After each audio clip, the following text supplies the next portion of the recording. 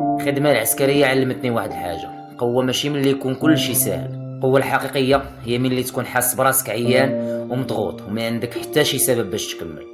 ولكن الكاليستينيكس علمتني واحد الحاجة، الا كانت عندك عقلية قوية تقدر اي بلاصة تولي عندك لاصال. والخدمة العسكرية معلمتنيش غير الصبر، علمتني ان الرجل الحقيقي ما كيتسناش الظروف المثالية. الخدمة العسكرية ماشي لعب، كتختبر الصبر ديالك والعقلية ديالك، وهذا الشيء علمني ان الرجل الحقيقي خصو يعرف يتحكم في راسو قبل اي حاجة. بالنسبة لرياضة الكاليستينيكس كان عليها واحد الدور كبير في هذه المرحلة اللي دوزت الخدمة العسكرية، بانني بديت لونطريمون بلا حتى شي ماتيريال. داك الشيء علاش خلاني نتريني في ديك المرحله. هاد الرياضه علمتني ان الجسم ديالك هو اول ماتيريال عندك، وما كنتش محتاج ماتيريال باش نبدا، كنت محتاج غير الصبر باش نقدر نكمل اي حاجه بديتها. واهم حاجه تعلمتها هو انني ما كنترينيش باش نبان، كنتريني باش نولي اقوى نسخه مني.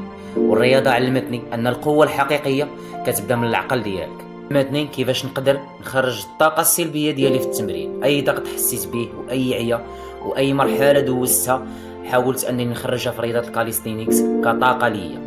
وهذا الشيء علاش بزاف ديال الناس كيحبسوا، لانهم ديما كيتسناو الظروف المثاليه باش يقدر يدير اي حاجه باغيها. المرحله اللي دوزت ديال الخدمه العسكريه كانت مرحله ودايزه، وتعلمت فيها بزاف د الحوايج، وعلمتني ان الصبر هو اهم حاجه في هذا الشيء كامل اللي خديته في حياتي. العسكريه الضغط كان كبير نفسيا وجسديا، وكاين اللي وقف لونطرينمون وكاين اللي بقى غير كيتشكى.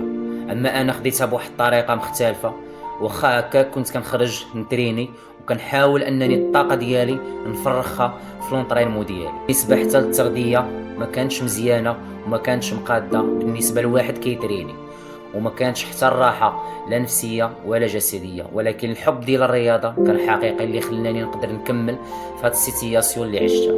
اهم نصيحه نقدر نوصلها لك في اخر هذا الفيديو هي ان الظروف الصعبه ما كتخلقش الضعف، كتخلق رجال ديال بصح. ولو وصلتي حتى لهنا في اخر الفيديو خلي معك واحد المتابعه للقناه وشاركني الراي ديالك في كومونتير، وتحياتي لكم.